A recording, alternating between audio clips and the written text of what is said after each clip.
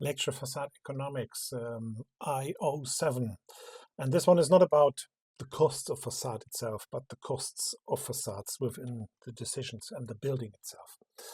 The importance of facade economics is logic. It's about what does a facade cost, but also what does it perform for the building. In that sense, finance, it's a study of prices, interest rates, money flows, and instruments that make a financial market happen.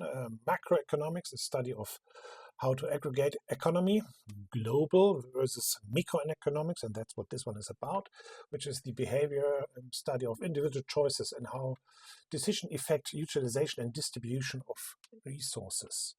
And when we talk about facades, it's not about the life. We need to think about a life cycle cost analysis, which is not only the construction and the operation, but also the function and people using it. In this respect, staff and others, we come to that later. And that defines the total cost of ownership. So what's the total cost of having a building and people in there being active?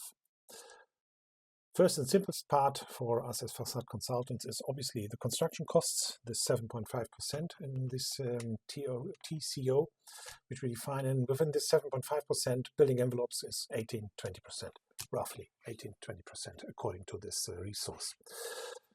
When we continue that one, the operation cost, a bit more on the 30 years time, 11% energy, quite an aspect, and cleaning and maintenance, quite an aspect for our building envelope activity. And then the others, the stuff and others, and that's business-related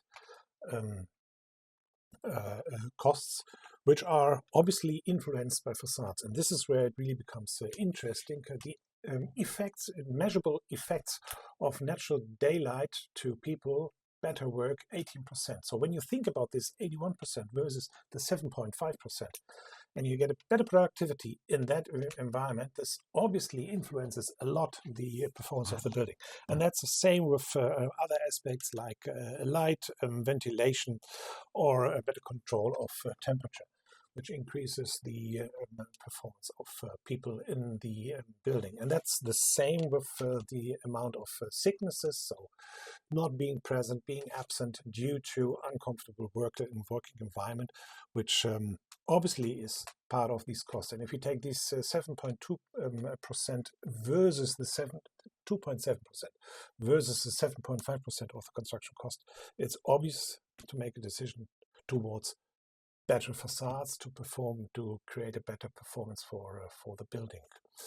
Another aspect which is interesting when we talk about costs, the 18% for the outer walls, the building envelope, which we see in the new construction. In existing construction, refurbishment, this is about 50%.